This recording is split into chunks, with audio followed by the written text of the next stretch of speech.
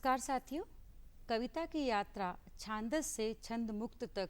आज इस विषय पर बातचीत के लिए हम दो कवि आपसे मुखातिब हैं। कहते हैं कि मनुष्य होना यदि भाग्य है तो कवि होना परम सौभाग्य है। कविता ही वह शक्ति है, वह ताकत है जो मनुष्य के मन और आत्मा के ताप को, उसके जटिल आत्मसंघर्ष को पूरी तीव्रता के साथ, पूरे वेग के साथ हमारे सामने प्रस्तुत कर पाती है। अपनी सुदीर्घ यात्रा में कविता ने कई रूप अख्तियार किए। कभी वह छंद में बंधी तो कभी भावों के उद्रेक में उसने छंद के तटबंधों को तोड़ भी डाला। जैसे जैसे हम बहुविध समाज की ओर बढ़े, जटिल समाज की ओर बढ़े, वैसे वैसे हमें कविता के कई फॉर्मेट्स देखने के लिए सामने आए। आज हमारे साथ मौजूद हैं आदरणीय सीमा पांडे सुशी जी, जिनका एक सद्य प्रकाशित कविता संग्रह धूप का छोर सुधीजनों के बीच बहुत लोकप्रिय हो रहा है, बहुत प्रशंसा प्राप्त कर रहा है। इस कविता संग्रह से गुजरते हुए बार बार मेरे मन में ये बात आई कि ऐसी कौन सी बात थी जबकि इस कविता में विभिन्न प्रकार के प्रयोगों के दौर में कवि ने दोहे जैसे लघुकाय छंद को, परंपरागत छंद को अपनी अभिव्यक्ति का माध्यम क्यों चुना। आइए हम कवि से ही जानते हैं। सीमा जी, इसके उत्तर में मैं सबसे पहले एक दोहा कहना चाहूँगी।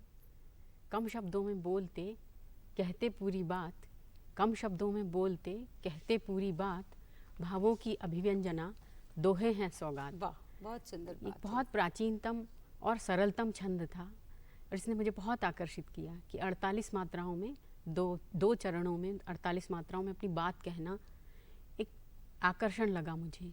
साथ ही इसमें संयम और अनुशासन भी है कि आपको शब्द का, शिल्प का, कथ्य का बहुत ध्यान रखना पड़ता है इसमें।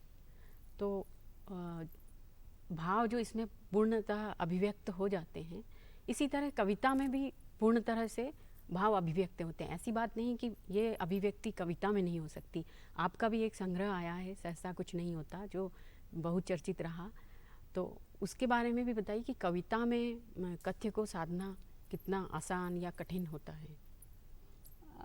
मैं अपने मन की बात कहूँ सीमा जी, तो मुझे ये लगता है कि अगर कोई कथ्य शिल्प के साथ आता है तो उससे सुंदर कोई बात नहीं होती। सोने पर सुहागा है यदि किसी भाव को शिल्प का साथ मिल जाए, लेकिन केवल शिल्प के साथ मैं थोड़ी सहज नहीं हो पाती हूँ। मुझे लगता है कि केवल शिल्प अगर है तो वह शब्दों का संयोजन बस है, यदि उसके साथ भाव नहीं है तो वह कीमियागिरी है शब्दों की। बिल्कुल बिल्कुल, भाव होना बहुत ज़रूरी है। कथ्य जिस तरह से हम जटिल समाज की तरफ बढ़े हैं, हमारा जीवन जिस प्रकार से परिवर्तित हुआ है पिछले कुछ दशकों में, कई स्टीरियोटाइप्स भंग हुए हैं, नए पैरामीटर्स हमारे सामने आए हैं, तो उसी के साथ कविता ने खुद को परिवर्तित किया है और अब वह अनेक रूपों में हमारे सामने आ रही। छंद का बंधन उसके लिए बाध्यकारी नहीं रह गया है। बिल्कुल। तो इस तौर पे मैं देखती हूँ कि अगर पिछले समय में भी हो, अगर हम परंपरागत रूप से भी देखें, तब भी वही कविता सर्वकालिक या कालजयी हो पाई है जिसका कथ्य महत्वपूर्ण रहा हो, जिसमें उस समय की आवाज़ रही हो। बिल्कुल, एक समय को आवाज़ देती हुई एक आपकी भी कविता जो मैंने पढ़ी थी, नया प्रोडक्ट, उसके बारे में वो कविता यदि आप पढ़ेंगी तो बहुत अच्छा लगेगा हम सब के लिए। ज़रूर मैं पढ़ती हूँ। दरअसल जैसे जैसे हम एक कॉम्प्लेक्स समाज की तरफ बढ़ते हैं, वैसे वैसे उसकी समस्याएं भी अलग तरह की होने लगती हैं। तो आपने बहुत ही सुंदर कविता का चुनाव किया, क्योंकि कहीं ना कहीं हम एक नए तरह से नई विषय वस्तु को देख पाएंगे। कविता का शीर्षक है प्रोडक्ट। स्वागत है, स्वागत है। पहले वह घर चलाती थी, अब भी चलाती है। पहले वह घर चलाती थी, अब भी चलाती है। पहले वह सामान खरीद कर लाती थी घर के लिए, अब तरह तरह के सामान बेचती है घर के लिए। मिक्सर, जूते, पर्दे वगैरह, मर्दों के प्रोडक्ट, बच्चों के प्रोडक्ट, सभी कुछ बेचती है वह। स्त्रियों और बच्चों के प्रोडक्ट बेचने के लिए उसका होना लाजिमी है, पर गाड़ियों के टायर से लेकर मर्दों के डीओ और ब्लेड पर भी विज्ञापित उसे ही होना है। बहुत बढ़िया। दर्द के मलहम से ज़्यादा उसकी कमर, तेल से ज़्यादा उसके केश, कपड़ों से ज़्यादा उसकी गोरी त्वचा। ज़रूरी है बाज़ार में किसी भी उत्पाद की सफलता के लिए, इन सब में जो ज़रूरी है सबसे ज़्यादा, वह है उसका जवान और खूबसूरत जिस्म, गो कि औसत चेहरे की औरतें नहीं बन सकती अच्छी सेल्स पर्सन, या कि पुरुषों के लिए निषिद्ध है सैनिटरी नैपकिन या डायपर बेचना। ज़्यादा कुछ नहीं बदला, ज़्यादा कुछ नहीं बदला। पहले बाजार उसकी जद में था और उसकी जिम्मेदारी पर थी घर की सहूलियतें, और अब वह बाजार की जद में हैं एक प्रोडक्ट की तरह मनोरंजन की सस्ती सहूलियत के लिए। बहुत बढ़िया। एक विभिन्न विषय को आपने इस कविता में उठाया है और एकदम नया विषय है जो हम लोग आमतौर पर देखते आ रहे हैं। सीमा जी, ये तो सही है कि कविता में ये बात आ जाना बहुत स्वाभाविक बात होती है और अच्छी बात होती है, लेकिन मैंने देखा कि आपकी दोहों में भी किसानों की समस्याएं, आज के दौर के विमर्श जितने भी हैं, चाहे वो स्त्री विमर्श हो, चाहे प्रकृति को लेकर आपकी चिंता हो, बड़े ही सुंदर और मुखर तरीके से सामने आई है। जबकि परंपरागत छंद में इस बात को देख पाना थोड़ा सा कठिन होता है, क्योंकि कहीं ना कहीं हमें लगता है कि दोहा है तो उसमें धार्मिक भावना होगी, श्रृंगार होगा, केवल प्रकृति होगी, लेकिन प्रकृति की चिंता, नारी का विमर्श, ये सब किसानों की चिंताएं भी आपके दोहों में बड़ी मुखरता से, बड़े पैनेपन के साथ आती हैं। हम चाहते हैं कि आप कुछ दोहे हमारे दर्शकों के लिए यहाँ पर उनका वाचन जरूर करें। जी बिल्कुल, आपने बिल्कुल ठीक कहा कि जब दोहा नाम आप शब्द सुनते हैं तो आपके दिमाग में यही ख्याल आता है कि ये परंपरागत या किसी आध्यात्मिकता को लेके या सिर्फ धार्मिकता को लेके कोई छंद है जिसमें अपनी बात कही जा रही है। तो यहाँ मैंने विभिन्न विषयों पर दोहा कहने का प्रयास किया है। आप विमर्श खुद जान जाएंगे कि इसमें कौन से विमर्श की बात कही गई है। कुंठाओं की शाख पर राग द्वेष के रोग, कुंठाओं की शाख पर राग द्वेष के रोग, शूलों को चुपते रहे फूलों जैसे लोग। शूलों को चुपते रहे फूलों जैसे लोग। बहुत बढ़िया। एक विभिन्न परिस्थितियों का या हमारी सामाजिक परिस्थितियों में किस तरह से हमें व्यवहार करें उसको लेकर एक दोहा है।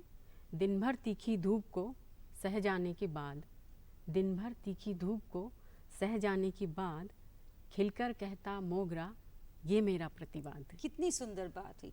मुझे लगता है कि जो अभी के विमर्श में लगातार हम बहुत सारे विमर्शों को बड़े चमकीले नारों के तौर पे देख रहे हैं इस समय, लेकिन उनका जो मूल भाव है, उन विमर्श के पीछे का जो मूल भाव है, वो कहीं ऐसा लगता है कि दब गया है, धूमिल हो गया है। जैसे आपके इसी दोहे में मुझे लगा कि जो परिवार विमर्श के केंद्र से कहीं कटता जा रहा है। तो इसमें एक बहुत सुंदर बात निकल कर के आई कि दिन भर की धूप सहने के बाद मोगरा ये कहता है कि यह, और खिलता है और ये कहता है कि यह मेरा प्रतिवाद है।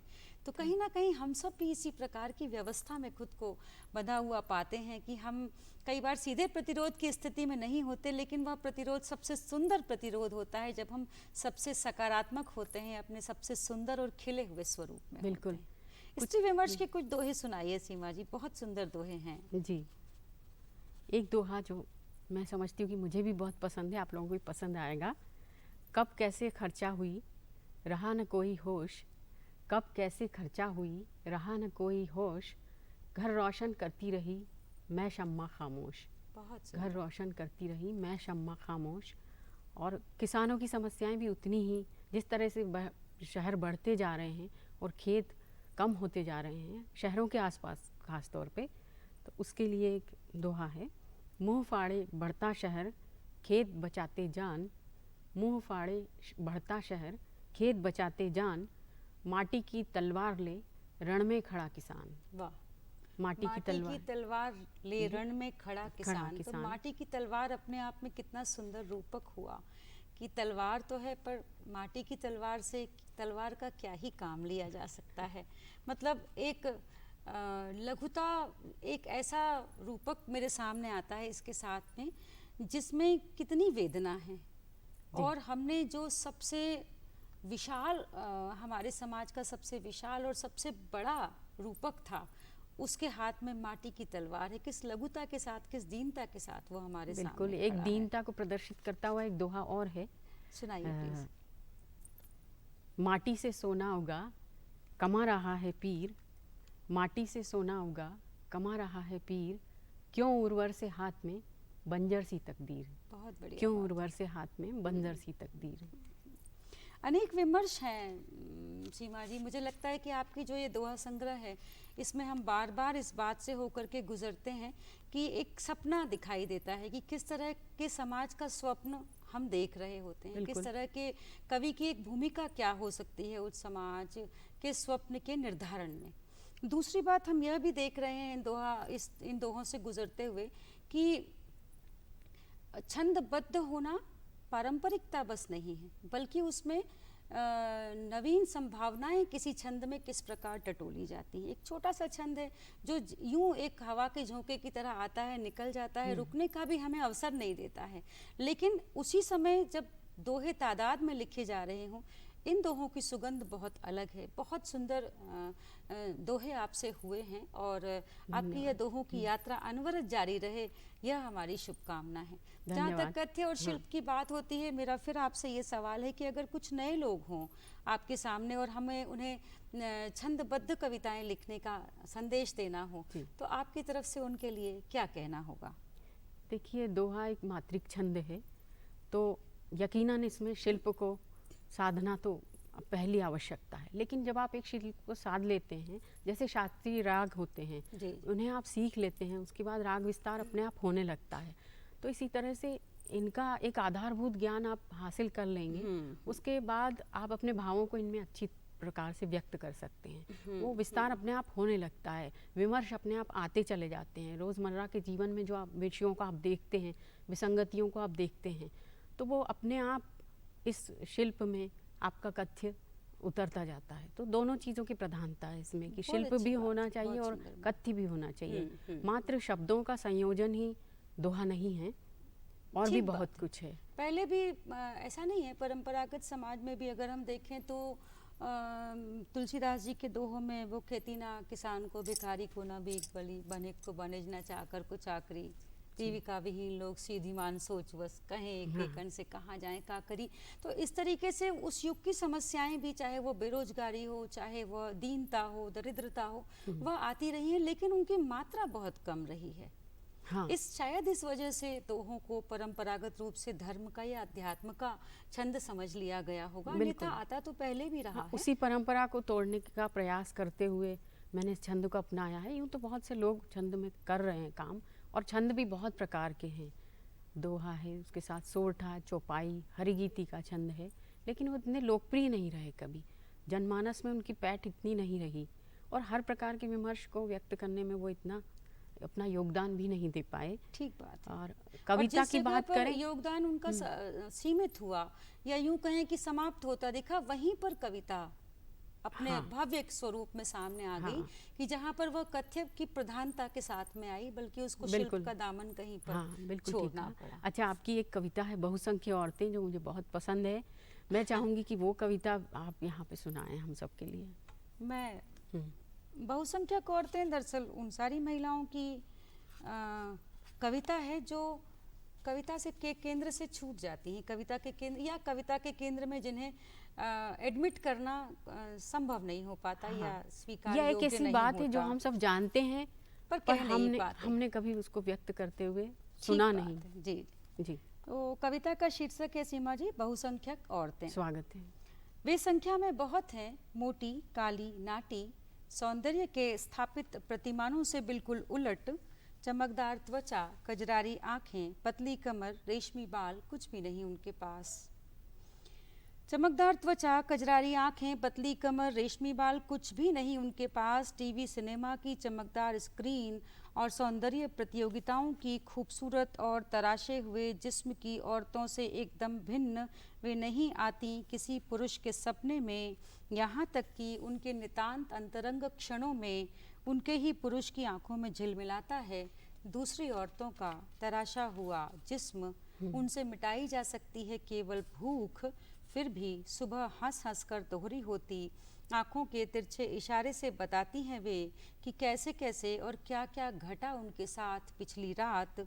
ऐसे ही क्षणों की दुर्घटनाओं से वे जनती हैं बच्चे, अपने बेडौल शरीर और खुरदुरे हाथों से पालती हैं उन्हें, हाड़ तोड़ मेहनत कर कमाती हैं परिवार का सुख, संजोती हैं सपने, उद्विग्न मन, पथरीले चेहरे और चुकती जा रही तरलता के साथ। हर दिन और बदसूरत होती ये बहुसंख्यक औरतें, टेरिलीन की साड़ियों में लिपट न जाने कौन सी ख्वाहिश की तहत रंगती हैं अपने गंदे होंठ, बाल और नाखून। वाह, एक विचार को जगाती हुई बहुत अच्छी कविता है। दरअसल मैं देखती हूँ कि ज़्यादातर महिलाएं जो हमारे सामने कविताओं में या हमारे इस बाजार के द्वारा लाई जा रही हैं, हमारी माताओं बहनों का कल्ट उनसे कहीं मेल नहीं खाता है। हाँ, हमारे सामने जो नारी विमर्श की या स्त्री की छवि प्रस्तुत की गई है वो हमारी समाज के इंटरनल डायनेमिक्स से कहीं मैच ही नहीं होती। इस तौर पर मुझे लगता है कि हमारा ध्यान उन महिलाओं की तरफ भी जाना चाहिए जो हमारी तरफ उम्मीद से देख रही हैं या कविता के केंद्र में आ सकने की योग्यता या पात्रता रखती हैं, परंतु वे कविता का केंद्र कभी बन नहीं पाई हैं। बिल्कुल, इस तौर पर भी मुझे लगता है कि हमें इन विमर्शों को देखना चाहिए। बहुत सुंदर बात तो ये होती है कि हम जिस तरह के परिवेश से निकल कर आते हैं, दरअसल हमारी अपब्रिंगिंग हमारे बारे में बहुत कुछ कह रही होती है। होता यह है कि एक समाज के निर्माण का हम सपना देखते हैं, लेकिन उस समाज के निर्माण के दौरान हमारी अपेक्षाएं सामने के पक्ष से कुछ ज़्यादा हो जाती हैं सीमा जी। जैसे हम चाहते हैं कि हमें अपशब्दों से मुक्त एक समाज मिले, लेकिन स्त्रियों ने अपशब्दों को पुरुषों के बराबर बोलने का अधिकार चुनना ज़्यादा पसंद कर लिया। तो चाहिए था हमें अपशब्दों से मुक्त समाज, हुआ यह कि स्त्रियां भी उतनी ही तीव्रता से और उतनी ही नग्नता के साथ आज अपशब्दों के साथ हमारे सामने आकर खड़ी हो गई। तो एक कवि इस तरह का भी एक समाज का स्वप्न देखता है कि वह किस प्रकार के समाज में अपने आप को सर्वाधिक सुरक्षित और सुंदर होना पाता है। आपकी निगाह में वो सपना क्या है? मेरी निगाह में सपना है कि स्त्री मन की मुक्ति की, जैसे आपने देह की मुक्ति की बात की, तो स्त्री मन की मुक्ति, उसकी समस्याओं की मुक्ति, उसको एक इंसान मानने की जो इच्छा है उसके भीतर, स्त्री न मानते हुए एक इंसान के तौर पे उसको जो सम्मान मिलना चाहिए, वो सम्मान मिल जाए तो काफ़ी है। वही एक स्त्री चाहती है। स्त्रियों के साथ प्रकृति के साथ भी ये बात उसी तरह से लागू है। कहीं ना कहीं हमने प्रकृति का इस प्रकार से दोहन किया, इस तरह से उसको अपने हित के लिए उपयोग किया कि सारी व्यवस्थाएं पूरी दुनिया की चरमरा रही हैं। आपकी किताब में प्रकृति को लेकर बड़ी चिंता देखने के लिए मिलती है आपके दोहों में, और कहीं ना कहीं जितना मैं आपको जानती भी हूँ, आप प्रकृति को लेकर के बहुत अधिक आग्रही हैं, हरितिमा को लेकर बहुत अधिक आग्रही हैं। तो कुछ दोहे अगर हम प्रकृति पर आपकी किताब से सुन पाएं। प्रकृति और नारी विमर्श दोनों ही कह लीजिए इसको। हाँ, प्रकृति और नारी में बहुत ज़्यादा अंतर तो वैसे भी किया जाना कठिन ही होगा। नदी उफन कर बढ़ चली, नदी उफन कर बढ़ चली, डूब गए तटबंध, नदी उफन कर बढ़ चली, डूब गए तटबंध, जब जब बांधा बांध तो टूट गए संबंध। वाह, जब जब बांधा बांध तो टूट गए संबंध। एक सुंदर रूपक हुआ, बहुत बढ़िया। और भी कुछ दोहे हैं जो मैं सुनाऊंगी, और इससे पहले आप अपनी कविता के बारे में बताइए कि इसमें भी कुछ स्त्री विमर्श इस तरह से आया है जो हर तरह की प्रकृति से जुड़ी भी कुछ समस्याएं आपने भी उकेरी हैं, तो उस बारे में बताइए कि उसमें आपका शिल्प और कथ्य किस तरह से आपने उसको जोड़ने में कठिनाई या सरलता महसूस करी। मुझे क्या लगता है सीमा जी कि हम लोग बार बार ये चर्चा करते हैं कि यह गीत है, यह कविता है। कवि केदारनाथ सिंह जी के शब्दों में बोलूं तो गीत कविता का नितांत निजी स्वर है, और इसको कविता का नितांत निजी स्वर है को मैं इस तरह से देखती हूँ कि प्रत्येक कविता में एक गीत है और प्रत्येक गीत में एक कविता है। तो कहीं ना कहीं गीत और कविता एक दूसरे के विपरीतार्थी या अलग अलग दिशाओं में खड़े ना होकर के अनुपूरक हैं, अनुपूरक के रूप में या कॉम्प्लीमेंट्री कंपेनियनशिप में आगे बढ़ते हैं। जहाँ पर कुछ भाव गीत में बंध नहीं पाते, उस जगह पर कविता अपना सबसे सुंदर स्वरूप में हमारे सामने उद्घाटित होती है। कई दफ़ा होता ये भी है कि हम अपने मन, वचन और कर्म में बहुत ज़्यादा भिन्न हो जाते हैं। एक कवि से हमेशा ये अपेक्षा रहती है कि वह मनसा वाचा कर्मणा लगभग स्थिर रहे, तो तभी वह कविता प्रभावी भी हो पाती है कि जब उसका कवि जिस स्थान से, उसके मन के जिस स्थान से वह कविता प्रस्थान करती है, उस स्थान पर वह सबसे निर्दोष हो, सबसे पवित्र हो। तो इस तौर पर मेरी कवियों से भी थोड़ी सी अपेक्षा रहती है कि कहीं ना कहीं उन्हें यह गुरुतर दायित्व मिला है मनुष्य से इतर, तो उन्हें भी चाहिए कि मन वचन कर्म में वे बिल्कुल। अधिकतम एक रूप हों, प्रकृति के लिए केवल लिखे ना बल्कि प्रकृति को जिए भी, और प्रकृति को प्रकृति की तरह देखने का एक प्रयास भी हम करें। बहुत ज़्यादा आग्रही ना हो, तीव्र ना हो, प्रकृति को लेकर बहुत ज़्यादा रुष्ट होने की हमें ज़रूरत नहीं है। हमें उसको बहुत कोमलता के साथ, जैसे कि हम अपनी किसी बुजुर्ग माँ को संभाल रहे हों, बिल्कुल। उस तरह हमें उस प्रकृति को संभालना है। इस तौर पर एक कविता ज़रूर हुई मेरे पास, सुनो कवि शीर्षक से, अगर आपकी बिल्कुल अनुमति हो स्वागत है तो मैं आपका। वह सुनाती हूँ बिल्कुल आपको। सुनाइए। कविता का शीर्षक है सुनो कवि। यह स्वीकारते हुए घिनाता है मन कि कभी तुम्हारे जिस लिखे को सिद्धांत समझ किया स्वीकार, वह निकला बेहद लिजलिजा। तुमने लिखा जितना चमकदार, सुंदर और आदर्श, उसकी एक झलक तक नहीं मिली तुम्हारी करनी में। वाह। तुमने लिखा बहुत मुलायम और सलीकेदार, तुमने लिखा बहुत मुलायम और सलीकेदार, ऐसा कि जिस पर लहालोट हुआ जा सके सैकड़ों बार। कर्तव्य बोध, मानव मूल्य, सेवा, संस्कार और भी न जाने क्या क्या। पर कर्तव्य बोध की आड़ में लाभ की प्रत्याशा से बनाए तुम्हारे प्रपंच ने खंडित किए न जाने कितने विश्वास। तुमने गीत की तकनीक तो समझी, पर तुम गीत के मर्म को कहाँ समझ सके। बहुत बढ़िया। तुमने गीत की तकनीक तो समझी, पर तुम गीत के मर्म को कहाँ समझ सके। धिक्कार है कि तुम केवल कवि रहे, मनुष्य न बन सके। सुनो कवि, तुम्हें माफ़ी नहीं मिलेगी भाव और बोध के साथ की गई इस अय्याशी के लिए। बहुत बढ़िया है। एक दोहा मुझे भी याद आ रहा है, सुनाइए मैं प्लीज। सुनाती हूँ। सरस सलीकेदार थे जिन मंचों के कथ्य, सरस सलीकेदार थे जिन मंचों के कथ्य, रूखे और फूहड़ मिले उनके ही नेपथ्य। वाह, रूखे और फूहड़ मिले वाह, उनके ही नेपथ्य। बहुत सुंदर बात हुई सीमा जी। जी। और इतनी सुंदर और सार्थक चर्चा हमारे बीच में आज हुई। तो सच यही है कि कविता में गीत के, छंद के या कथ्य के किसी भी प्रकार के क्या कहना चाहिए, प्रपंच में पड़े बगैर वह कविता जो मन से निकले और मन तक पहुँचे, वही सुंदर कविता है। और आज की चर्चा बहुत सार्थक रही। सच यही निकला कि कविता है, या तो वह होगी या तो वो नहीं होगी। क्या बात है। कविता केवल शब्दों का सुंदर संयोजन नहीं है, और किसी भी व्यक्ति के मन की भूमि जिस स्थान पर सबसे कोमल है, सबसे तरल है, जिस स्थान पर वह कवि सबसे ज़्यादा निर्दोष है, उस स्थान से कविता का एक सोता फूटता है, झरना फूटता है। और कविता किसी वेगवती नदी की तरह अपने रास्ते में आने वाले सारे कलुष को, सारे अपवादों को, या यूं कहें कि सारे परेशानियों को खुद ढोती हुई, खुद किनारे लगाती बहुत हुई बढ़िया बात है। अपने गंतव्य तक पहुंच जाती है। वह अपना रास्ता ढूंढ भी लेती है और हमारे लिए रास्ता बना भी देती है। इसलिए यह कहना कि यह गद्य कविता है या यह छंदबद्ध कविता है, कविता के मर्म को, कविता के स्वरूप को एक तरह से डाइल्यूट करना है। बहुत सुंदर चर्चा रही, और आप सभी ने इतने मन से इस चर्चा को सुना, हमारे साथ भावपूर्वक बने रहे। आप सभी का मनःपूर्वक आभार। फिर मुलाकात होगी। नमस्कार।